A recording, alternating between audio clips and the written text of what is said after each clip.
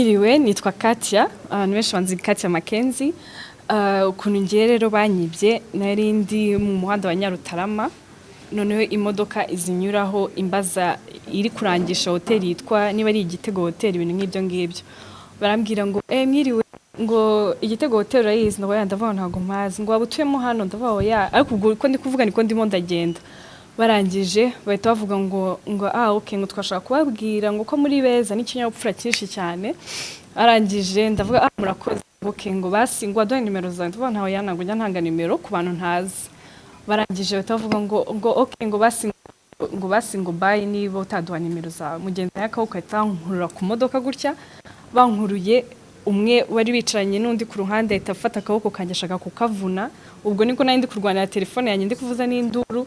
Barangije umwe wari utwaye ahita uwo mwabonye ahita nsunika nyine ngo mu muhanda, nari mfite ibisebe nyine byinshi ku mavi n'amableu menshi, ngwa neza munsi y'ipine bashaka kunyuraho ku kaguru mba nkakuyeho. So nuko nguko byagenze. Hanyuma nyine nanga ikirego kuri RIB, maze gutanga ikirego ndategereza. Ngubu rero nibwo babafashe. Byari mu ntangiriro z'uku kwezi kwa gatatu, amasaha ari nka saa 12 zuzuye gutyo, tuvuye muri saa 11. Ubutumwa wumva watanga ntimukavugisha abantu mutazi, abantu kuko abo bantu ntago wasaga nka umuntu utwara imodoka, ntabwo asa n'umujura. Numvaga nta kintu kiri important mfite kuri njyewe gishobora gutuma abantu banyataka cyane cyane. Ntago ruvuga ngo nari ndahantu mu kavuyo. So ntimugapfe abantu bagapfe kubabaza ibintu byari byo byose ngo mupfe kubatega amatwi, mujye mubihorera mugende. Hanyuma niba ari ikintu kibabayeho mujye mutanga ikirego, muzagira abantu babafasha kabisa, ko nayo ntabwo nzi ko nanjye bazamfasha gutyo. Ndaruhutse meze neza, numvise ko abantu banyatatse babafasha. Telefone warayibonye?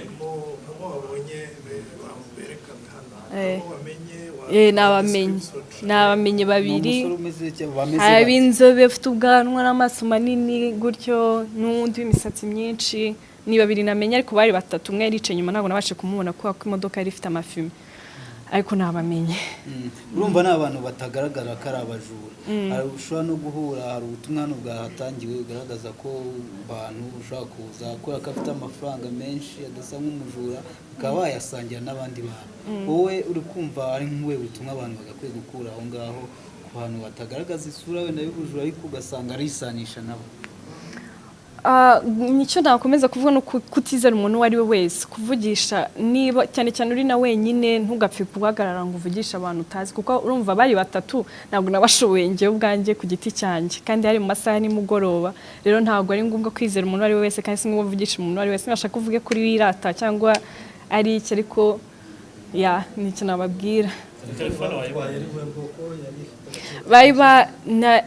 Nayo nyibona, nayibonye kwa kane, bari kwa gatanu. Yari iPhone 15, yari ihagaze 1,300,000 quelque, ntabwo ndi sur neza, 300 quelque.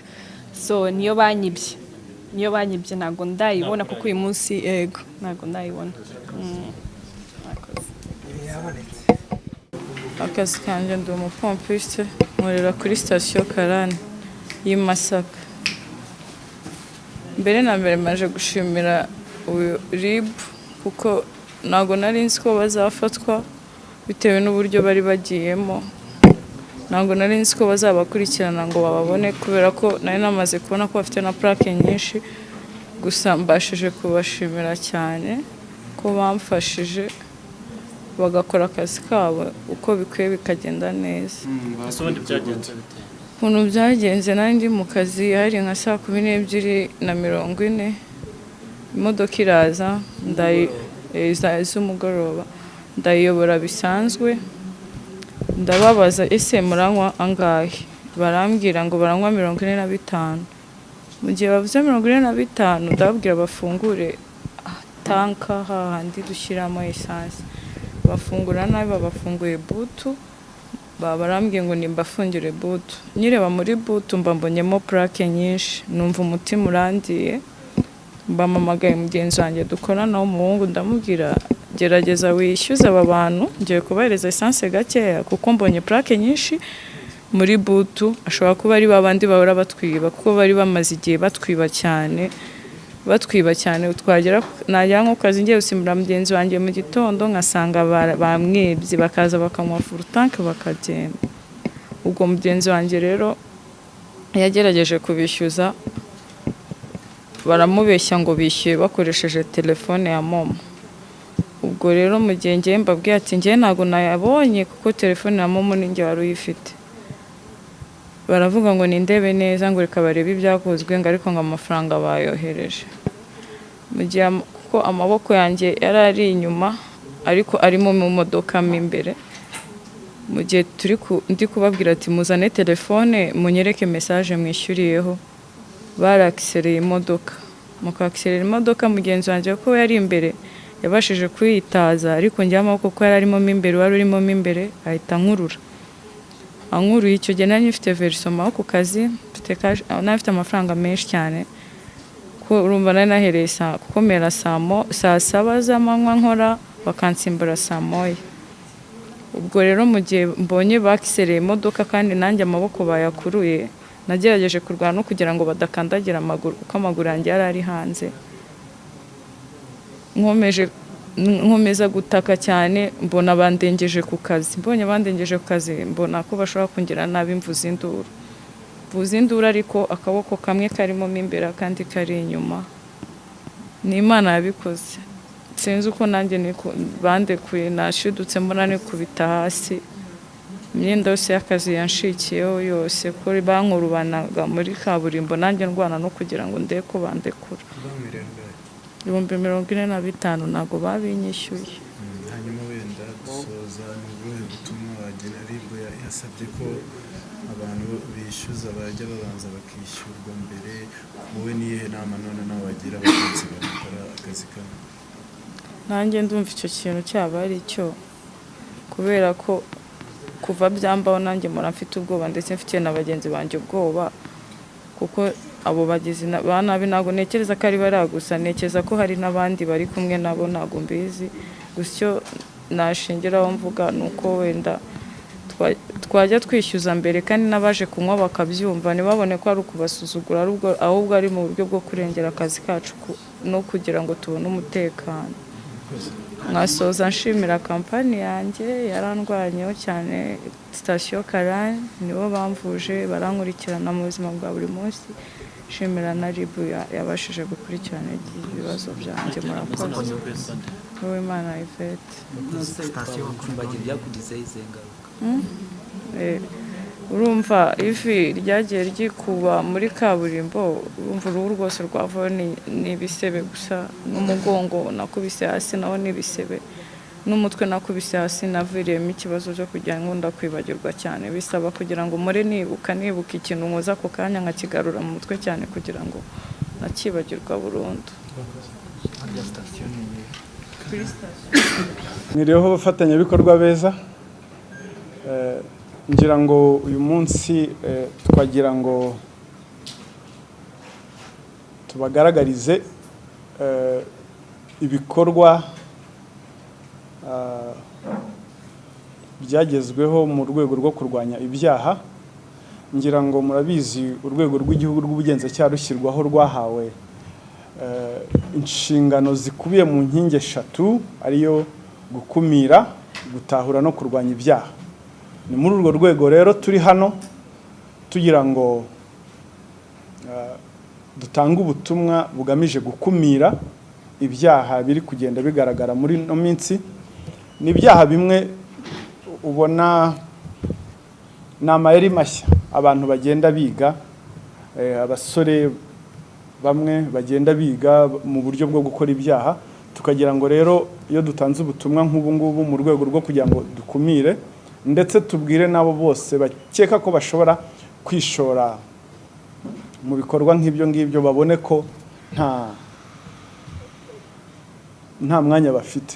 Ni mu rwego rwa prevention na accountability.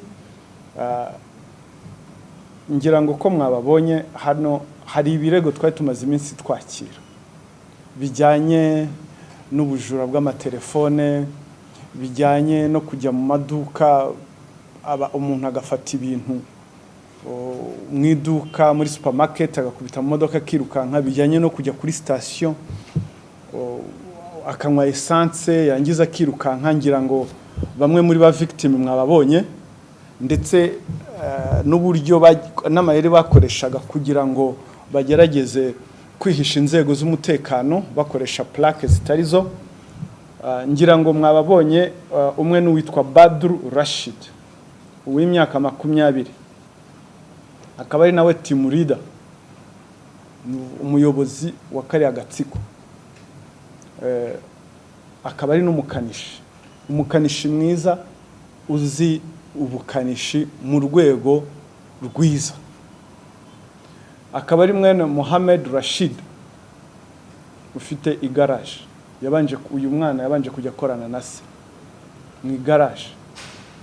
Hakaba nijya na Patrick, uyu nawe yize mechanic automobile, we akaba yari yispecialize mu byo bita wiring, muzi bama waya mujya mwumva. Hakaba uwitwa Rwigema Fred w'imyaka 19, ngira ngo impamvu tuvuga imyaka turaza kubihuza, nawe n'umukanishi, akaba nawe muri ibi bikorwa by'ubujura afitemo uruhari rwe. Hakaba Mwizerwa Fabrice w'imyaka 22, uyu yarashinzwe gukodesha, nawe yize mekanike, ni n'umushoferi, yakodeshaga imodoka bakoreshaga muri ubwo bujura akabatwaramo. Niyo Mungeri Pacifique, uyu akaba we yarajyaga guhaha ibintu, buri muntu wese yabaga afite role ye. Na Mugabo Frank ukaba yarashinzwe gucunga aho umuntu, iyo bavuze gucunga ubwo ndaza kubisobanura, yahagaraga ku modoka bishe kugira ngo aze gusinyara bari. Iyo mvuze ngo uwarushinzwe guhaha ntugire ngo ni uguhaha, yafataga ya modoka bakagenda kwiduka, bahagera akabwira umuntu w'iduka ashyiramo ibicuruzwa bakabishyiramo, barangiza akamubwira ati code ni iyihe, bakabikubise mu modoka barirutse. Hano mu mujyi wa Kigali henshi cyane. Abasore rero uko ari 6 bakurikiranyweho ibyaha 6. Icyaha cya mbere, gushyiraho umutwe w'abagizi ba nabi cyangwa kuwujyamo, kwihesha ikintu cy'undi hakoreshejwe uburiganya, ubujura bukoresheje kiboko cyangwa ibikangisho, ubwinjiracyaha ku cyaha cy'ubwicanyi, kwangiza cyangwa konona ikintu cy'undi, icyaha cy'ubuhemu. Uko ari 6 nibyo byaha bakurikiranyweho. Abasore rero bafite ibyo bahuriyeho. 4 muri bo bavuka mu murenge wa Kanombe, akagari ka Kibirizi, na ahantu hamwe bavuka. Bakaba bize bose barize kuri école primaire imwe ya Busanza, ndetse bamwe biga muri na secondaire ya Samuduha Integrated College, biga na Eto.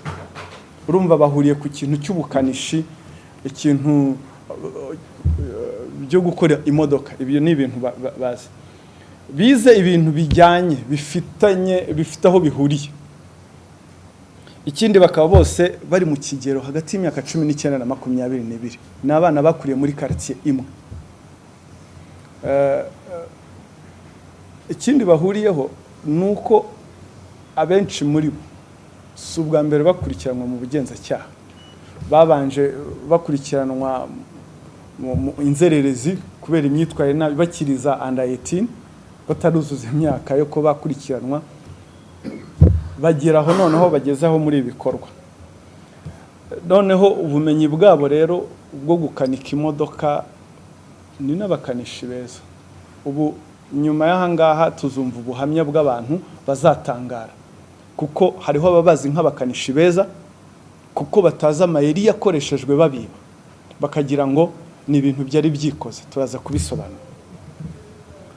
Uyu witwa Badru Rashid mwene Mohamed Rashid niwe team leader, niwe muhanga mu bijyanye n'ubukanishi. Uyu yatangiye kujya akorana na se mu igaraje, akajya yibamo ibikoresho mu mamodoka y'abakiriya babaga bazanye imodoka, ise akamwishyurira. Bigeraho noneho aza kurenza, agera ku bundi buryo. Yaje gufatirwa rero mu byaha bitandukanye, aza no gutoroka.